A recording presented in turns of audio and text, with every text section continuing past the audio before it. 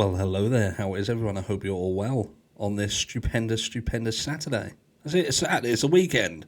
I think if you're in the UK, I think it's tonight the clocks go forward.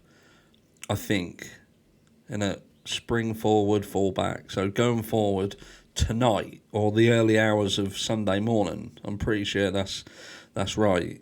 You may have to check Google because I may not be the best person to use to know when the day and time is. But anyway, as far as I'm aware, the clocks go forward tonight.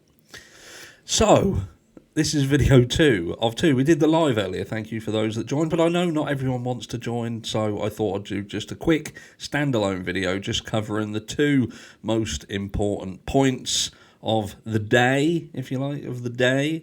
So we're going to first of all talk about the Royy Strain situation. Now, Royy Strain situation, let me just jump up on here because there's a lot going on in the Royy Strain situation still. They don't know whether he obviously was put in the water, fell in the water, whatever.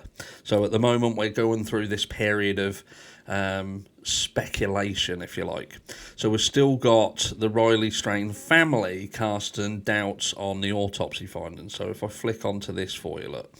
Trying to use the different screen.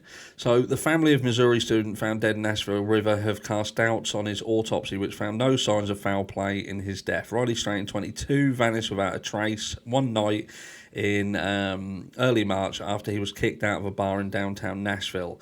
He was last spotted in surveillance footage close to the Cumberland River. 2 weeks later, his body was discovered by a worker in a river around 8 miles from the downtown area. Police said they did not suspect foul play in his death, and a preliminary autopsy ruled his death as an accident. However, some details have sparked questions from Strain's family. Now, the 22-year-old's parents have ordered a second private autopsy to try and get more insight into his death. Chris Dingman, a family friend who also acts as a spokesperson for the family, told News Nation that Strain was missing his jeans, cowboy boots and wallet when he was found. The only things that were on him, as the police stated in the report, was the watch and a shirt, Mr. Dingman said. He said the family had hired a private independent company to carry out a second autopsy to focus on more testing on specific items. The original autopsy came out just like theirs, Metro Nashville Police Department did, with no obvious signs of trauma, as in weapons, guns or knives, he said. One thing that threw the family for a loop was the coroner going on record with a news person in Nashville stating about the lack of water in his lungs. Mr. Dingman said it's unclear when this alleged statement was made and to what news outlet. The medical examiner has not publicly confirmed if water was or was not found in Strain's lungs.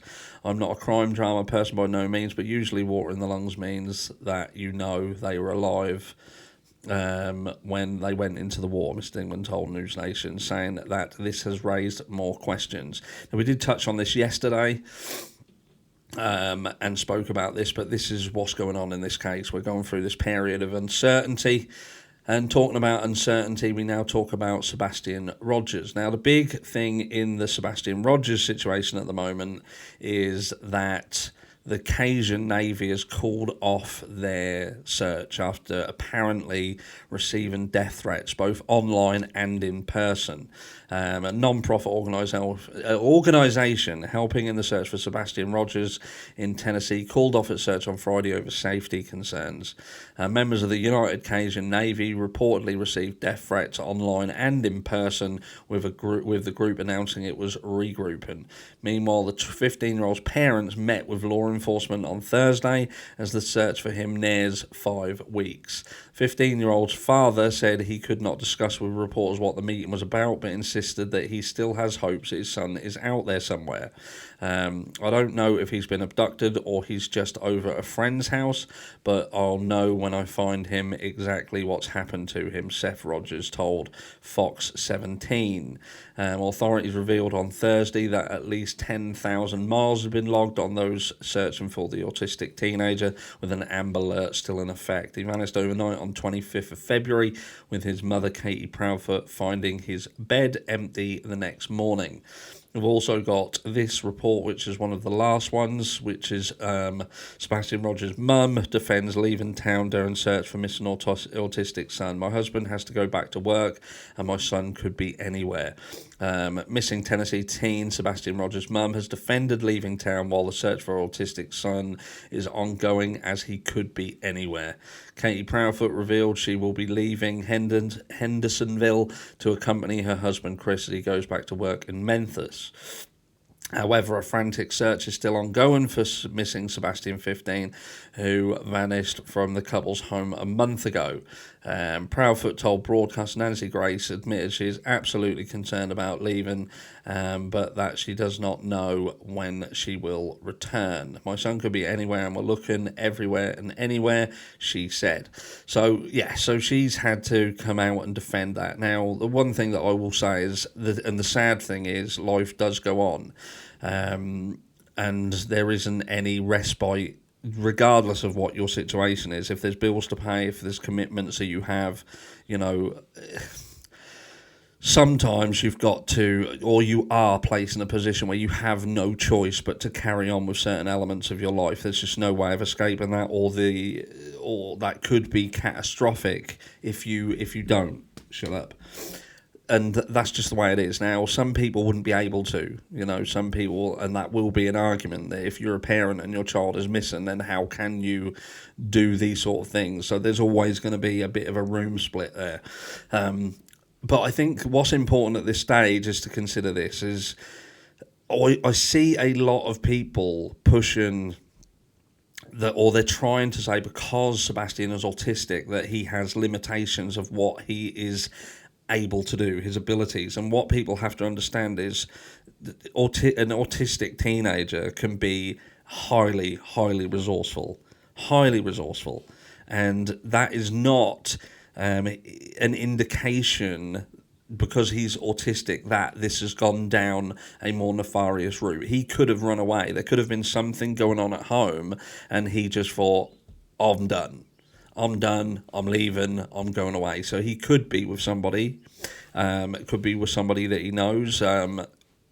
Who knows? Who knows at this? But there is hope. There's always hope until there is no hope. But what does upset me a little is that people, I think, are misunderstanding how autistic individuals can and cannot operate.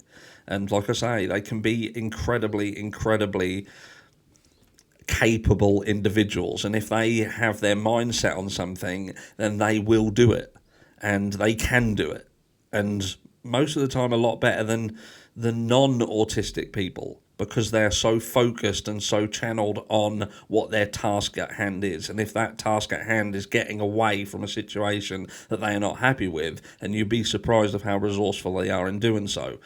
The only thing that I guess at this stage that I'm a little bit concerned about is with regards to the parents, and I feel that the way that they are addressing the situation is not at this stage indicative of a family who is truly besides themselves in trying to get their child home.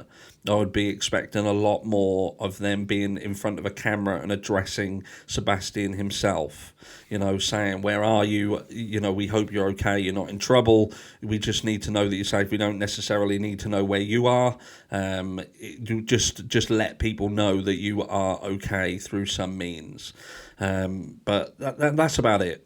But because of history and because of the things that we've seen and the capabilities of certain people around these children, it does lead you to always kind of side-eye certain people around these cases, and it needs to be done.